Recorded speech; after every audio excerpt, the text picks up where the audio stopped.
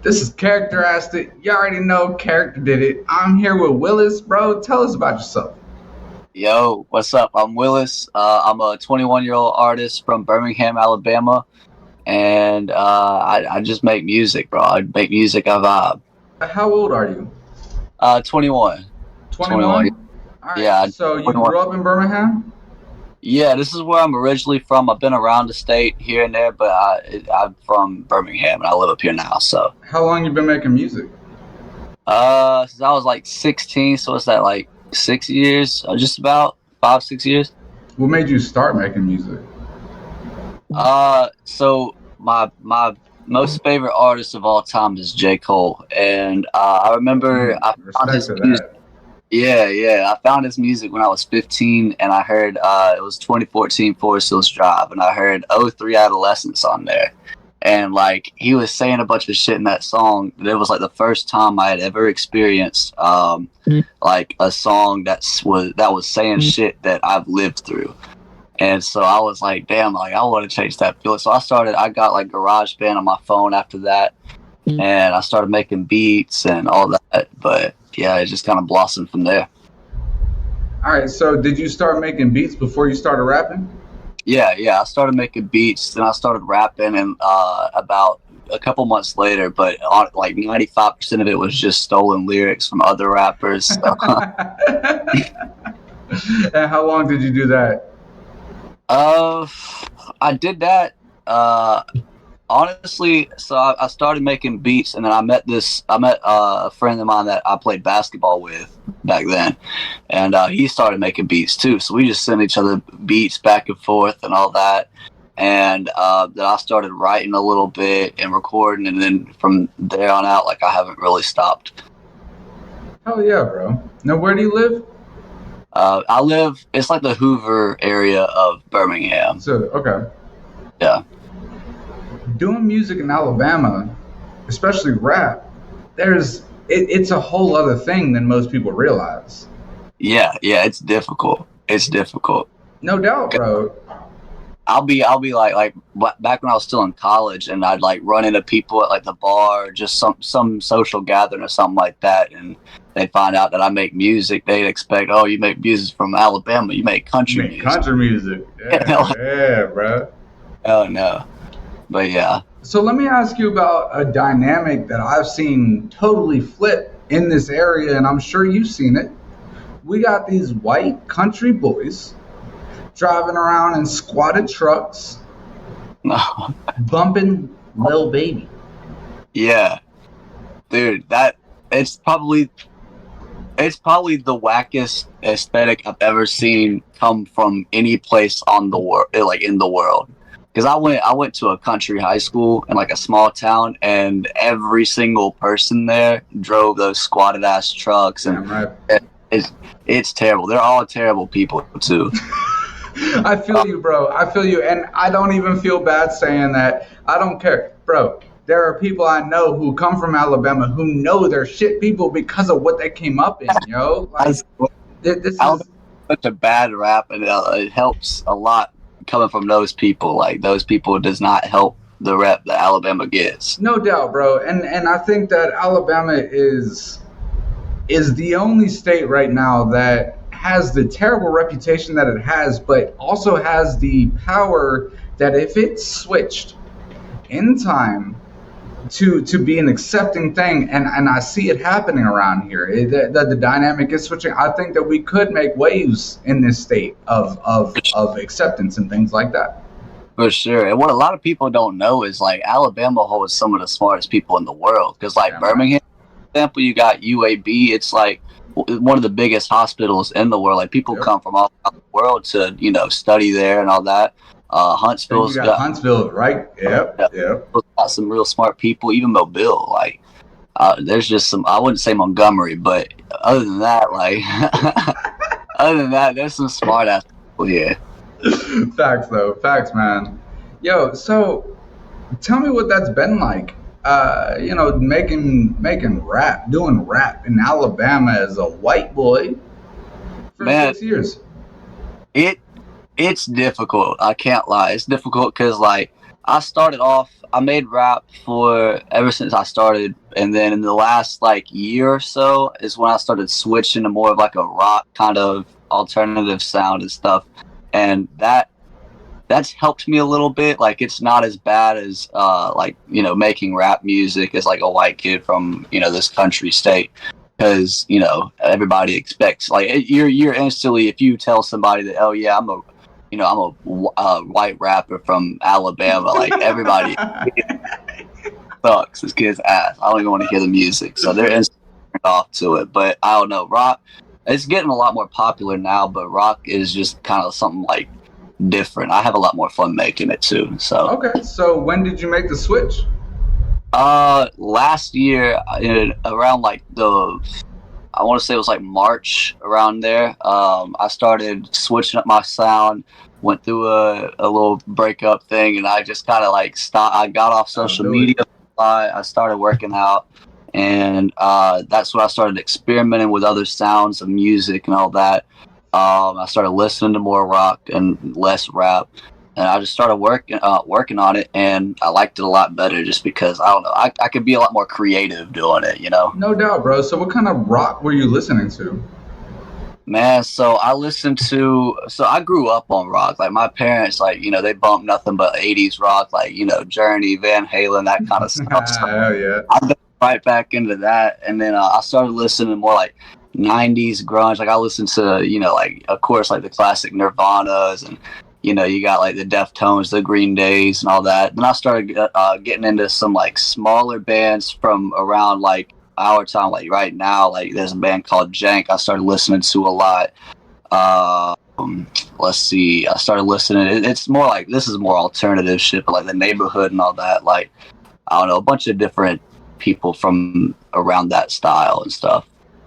Hell yeah, bro. Is there anything about your upbringing that made you want to start making music and then switch into rock? Yeah, so my mom actually is so my dad's a pastor, right? And like, PK, man, you a PK. yeah. Yeah. So all my life I've grown up in church and stuff. And so, but my mom, she was like a music education major in college, and she's got the best singing voice I think I've ever heard in my life. So like every church that my dad was preaching at, my mom was always the worship leader and stuff. Damn, And so okay. yeah, so I started listening to her, making like singing and all that stuff, and then I started, learning how to play piano, and then started playing piano for church, and then I got a little older, learned how to play drums, started playing drums for church and all that. So it's just a whole bunch of inspirations and stuff that kind of built So that's that. what just brought you to this point, man. Yeah, for sure. That's an amazing thing. What does music mean to you right now? Like, do you have a job right now? Yeah. I'm What do you kind of do? just, I'm waiting tables, bro. It's not Hey, ideal. there's nothing Like, wrong with that. I make pretty dang good money, like Damn enough right, bro. to sustain a music thing, because I think once I started getting down, because I mix and master all my stuff, and once I started getting a lot better at that, and getting better at creating my image and finding my sound, it helped. Like the only thing that was really holding me back then was making money to be able to promote it. And so I'm starting to get that down, and I got an album dropping August 4th, and hopefully I'll be able to put in hella money for that, and it does the numbers that I want it to. Look, bro, a hit song is not made, it is marketed. That's You have facts. the right mentality. You're doing it right, bro. Just keep doing what you're doing. Facts, for sure. What have been your biggest accomplishments in this whole journey? Let's see. I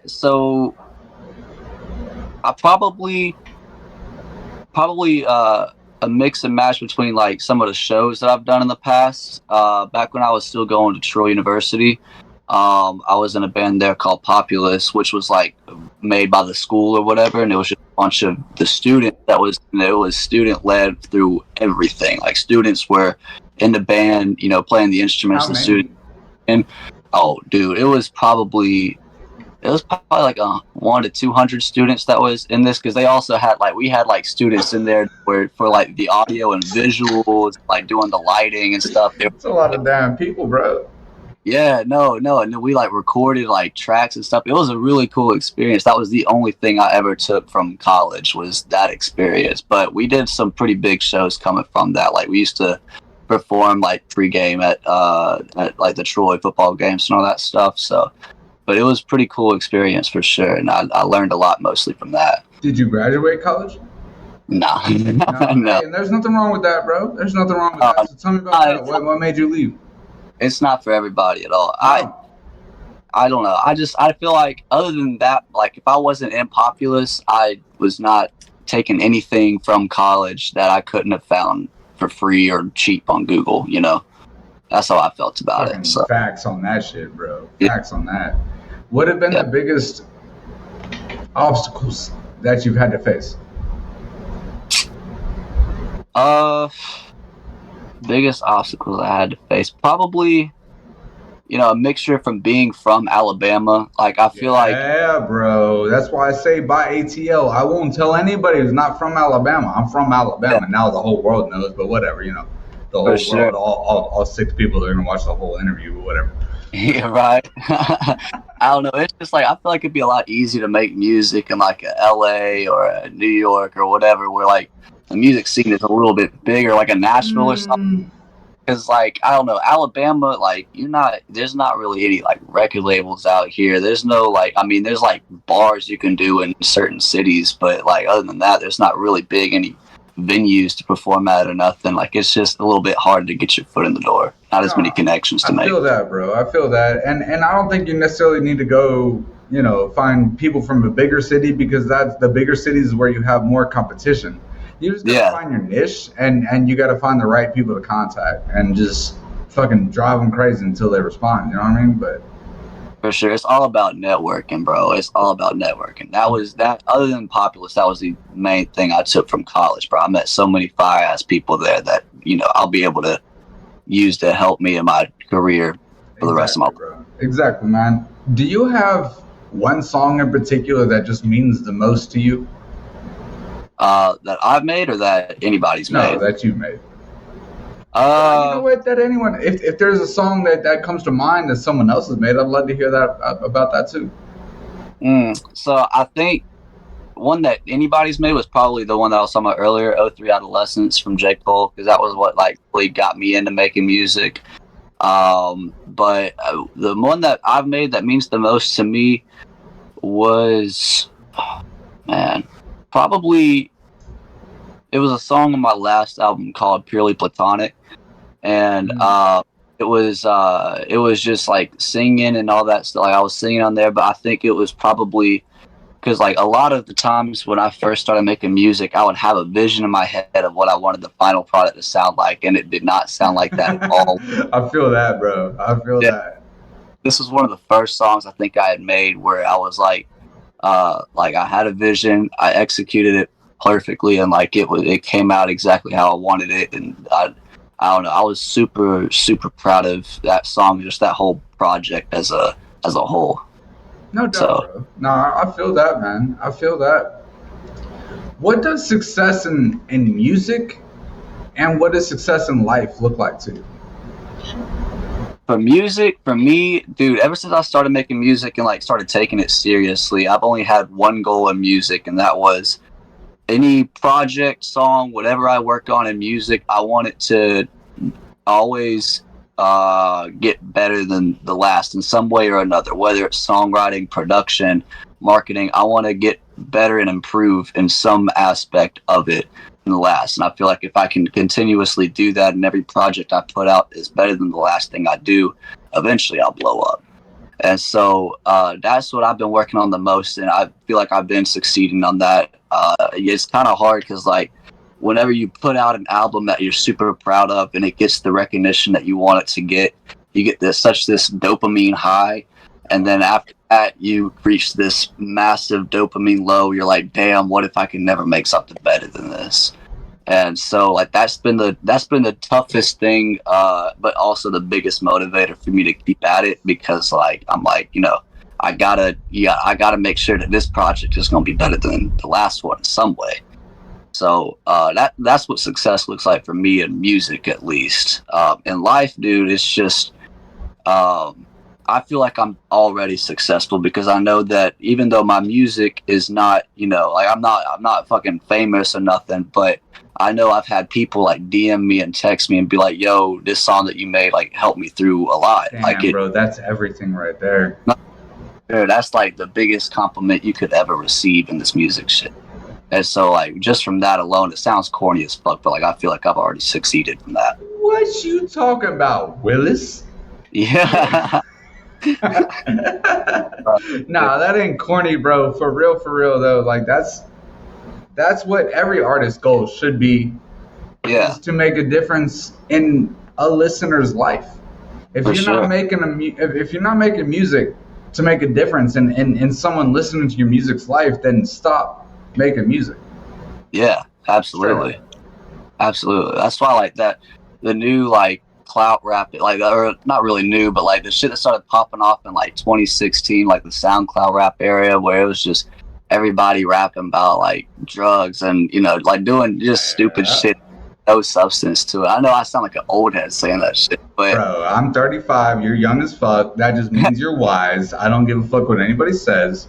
it's just It's shit. I've had 2 interviews before you today, and yeah, both of those interviews we ended up talking about how the general message delivered by mainstream music right now is damaging to our society and to yeah, young men in all forms, in absolutely. all financial states, in all situations. It's damaging because it's glorifying a life that is not meant to be glorified.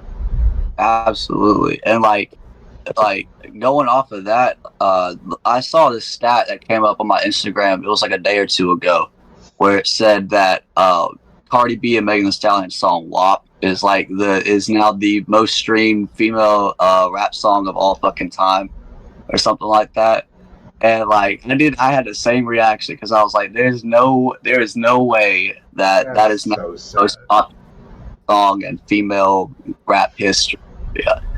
No, I mean the fact that it probably is, but that alone is sad because the music industry has created a demand for a certain type of song with a certain type of topic, Yeah. and that's what they push, and that's what the masses receive, and that's what the masses keep pushing. It's a sad thing, but I think that's what really the indie music fucking fad right now, the way the energy that's happening right now, and especially, do you know about the app that I've been pushing, MuseIQ? Do what? Do you know about the app that's launching tomorrow that I've been pushing called Oh, MuseIQ? about that. All right, so Oh, let me tell you about it. hold up. My camera cut out. No, you're good. Okay. I'm back. All right, so let me tell you about it. Yeah. MuseIQ is a music streaming app that's literally the beta version is launching tomorrow. It is not a pay per stream app. What it is it's always free for artists to upload anything they want, and then the users they subscribe, and then they get a 30-day trial. After the 30-day trial, they have a choice of 3 payment plans. One's a $5, one's a $10, one's a $30. The only difference between those plans is the $5 gets you 1 validation, the $10 gets you 5 validation, the $30 gets you 20 validations. A validation equals $1 that you can dedicate to any artist that you want. You can go to an artist profile, hit validate. That means $1 out of your payment on a $5 payment goes to that artist every month. $10 payment, you can assign $5 to that artist, or you can assign $1 to 5 different artists, or however you decide to divvy it up. Damn.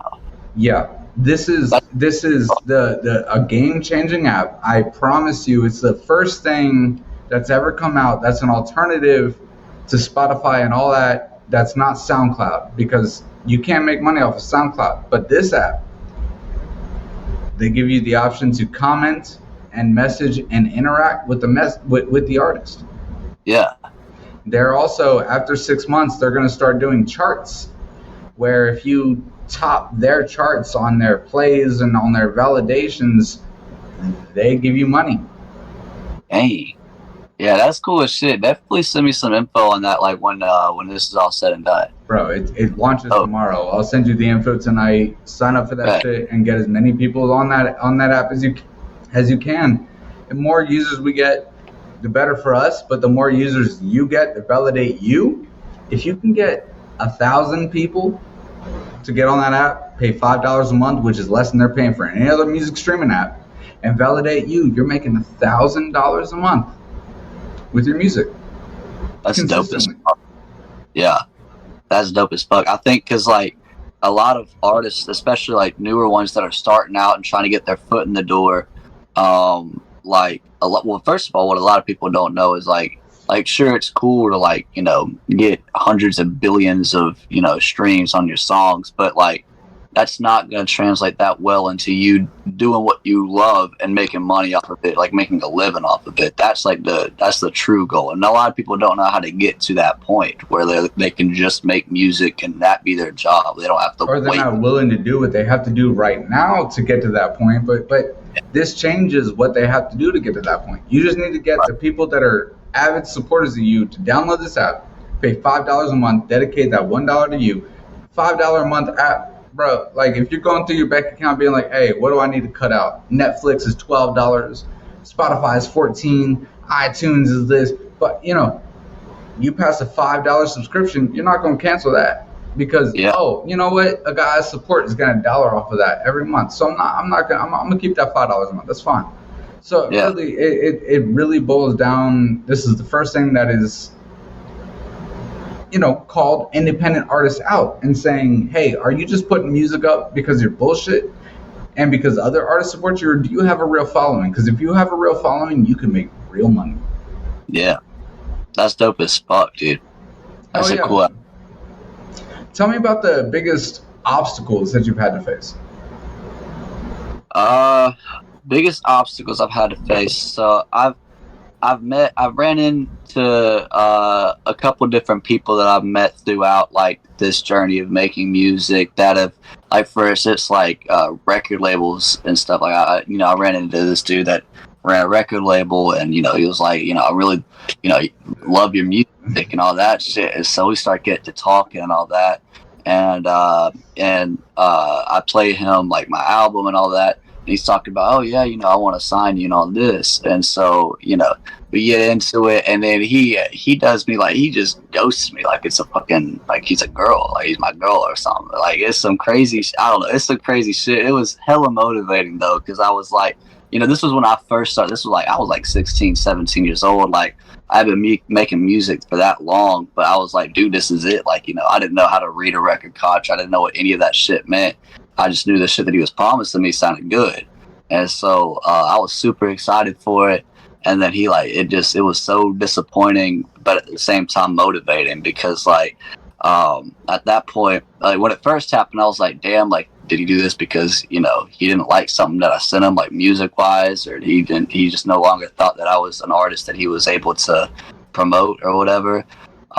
So at first, yeah, that was a big obstacle because I was kind of like in my own head type shit of like, why did he just stop fucking with me? Like, what did I do? But what conclusion did you come from that?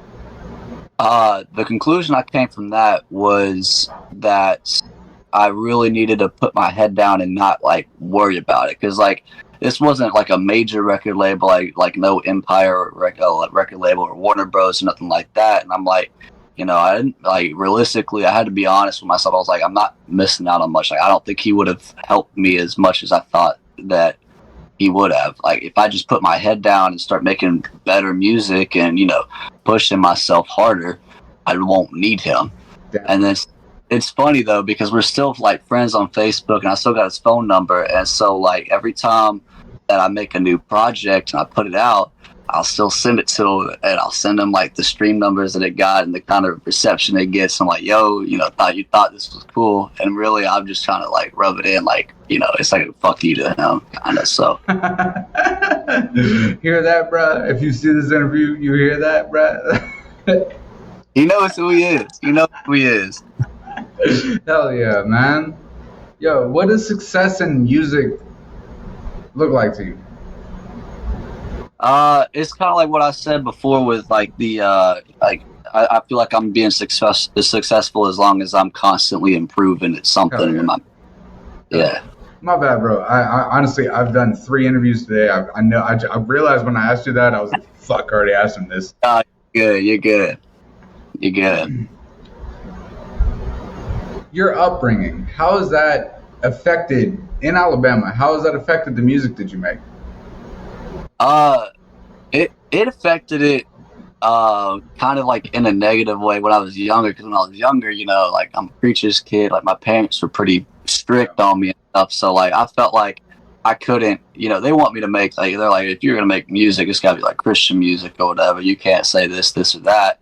And like that's like especially like for me being creative. Like sometimes I'm not wanting to make a song. Talking about Jesus and all that stuff. Not that that's a bad thing to do, but I don't know. My viewpoint on it is completely different from theirs. I'm like, if I'm talking about stuff that human beings need to hear, that's like that will help them get through something. Rather, because like if you make a Christian song in my eyes and you label it Christian music, you immediately turned off You're 80%. limiting the impact. Yeah. Yeah, you turned off 80% of your listeners, but not labeling it as Christian music, but still talking about things that the Bible talks about and things that you as a person need to hear. Like that's 100% of everybody that listens to music that won't not listen to it because it says it's a Christian song. And they can't really seem to get behind that idea of mine, but that was kind of tough to get past. When did you start getting all them texts? Oh, dude, not long actually. I got my first one, which is above my knee, back in August, and so I've been kind of go. Then. Are you living with your parents right now? No, I got my place up here in Birmingham right now, so I'm just chilling up here. So. Hell yeah! What's your day job? So I'm waiting tables at this restaurant up here that it's like it's called Metro Diner. So it's like pretty much think of like Waffle House but with alcohol.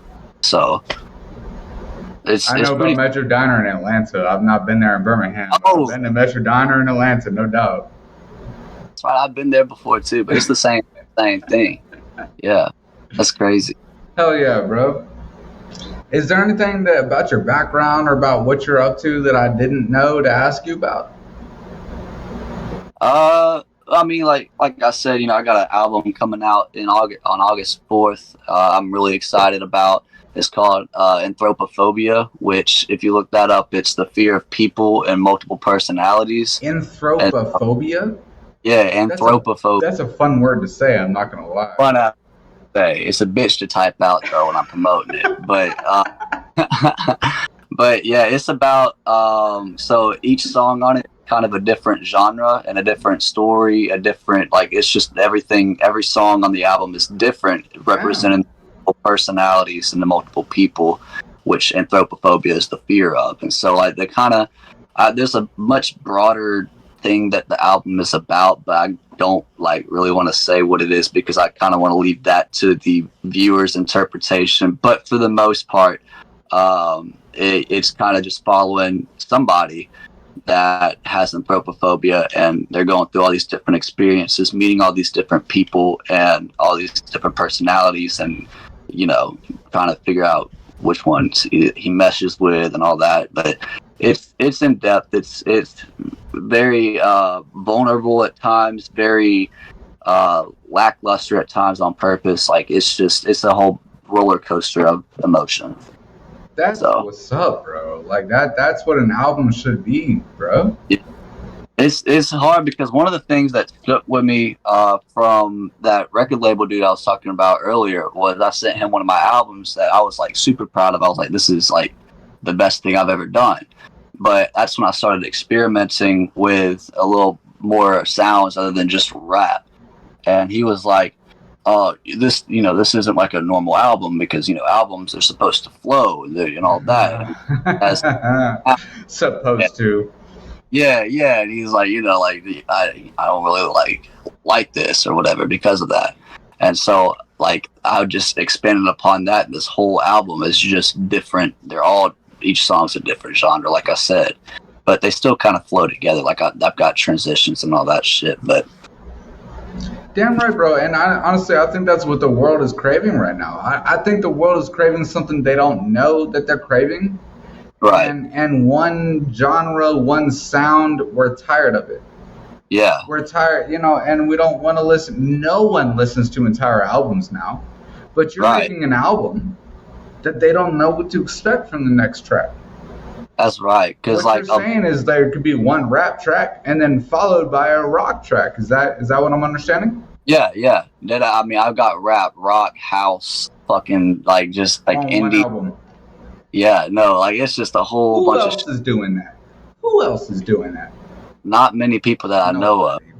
So the attention spans are so short nowadays. And so nobody, even if it's my biggest fan or whatever, and they always listen to my music, realistically, they're not going to listen to a 12-song album that has the same kind of sound from front to back, no skips, no Bro, you're lucky if they listen to a minute of a song, because that's how society is now. Yeah, it's crazy. But I don't know. I've always been drawn to that kind of versatility of an artist. I've always had such my favorite artist right now that this album and a lot of my music is heavily inspired by right now is an Atlanta rapper. His name's Kenny Mason, and he's got heavy rock influences, but heavy Atlanta rap influences, and he finds a way to mesh it together. I'm definitely looking to him for real. Oh, he's dope as fuck. But that versatility is always drawn to me because, like we were talking earlier about Cardi B. If Cardi B just up and dropped a rock song tomorrow, or whatever, I'd still be willing to listen to it and all that. Just blow the fuck up. What you talking about, Willis? Yeah. What you talking about, Willis? She's talking about something different. She's doing something different or trying something different. Even if it's a terrible rock song, it's not the same, generic trap beat. And she's talking about her pussy the whole song, Fucking right, wop. Anyway. But you got anything else coming up? You got anything else that I didn't know to ask you about? You want to talk about, bro? Not really. It's just that album that I've been, really focusing on getting it out and getting it promoted. I'm gonna shoot a couple music videos and put it out before. I've never done a music video before, so I'm gonna try to. I've always wanted to do one. I've never actually figured out doing it. Yeah, I know you be doing music videos. I've been meaning to. All right, you know what? Let me interrupt you there for a second because I'm gonna stop you right there. I spent 2 years doing music videos, bro. That was my job for 2 years. Was just trying to do music videos. And I quit that job essentially because 2 reasons. First of all, artists don't have the money that I'm worth to shoot one music video. Yeah. I'm not trying to be an asshole, but I've been in this shit for 17 years. I'm in this. But also, it's not worth it. Let me say this to everybody: it is not worth it to an independent artist to make an entire music video for yourself. If you're gonna hire somebody, if you're gonna pay them $400 or $500 to shoot a music video, ask them to do one verse from 3 or 4 songs. And then you have social media content for days, for 3 or 4 songs that you can push. And then as soon as you play that on a reel and somebody plays it, BMI or whoever you have picks that shit up and it counts as a stream. One music video is a waste of fucking time for an independent artist. When was the last time you watched a whole music video of a professional or independent artist? Tell me. It's probably a couple of years. It's been a long time. No one has the attention span. No one gives a fuck. There is no value to a whole music video, but there is value to short form content. So next time you go to hire somebody to shoot a music video, tell them you don't want a music video. You want 3 verse videos for 3 different songs that you have. And it'll take the same 1-day shoot to get you those 3 verse videos.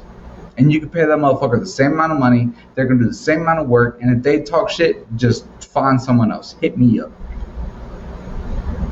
That's solid as fuck. That's some good ass advice. I've never thought about that. No one's going to watch a whole music video. Just make short form content. That's where you blow your music up. That's where you find your niche. That's it. Damn, that's solid. Unless there's anything else you want to talk about, bro. That's all I got for you, man. I think I'm chilling, bro. I appreciate you for having me on. It was a great time. Nah, I appreciate your time, bro, for real. This has been Character Asked It. I've had a great conversation. I appreciate your time, bro. I'll see y'all next time. Peace up.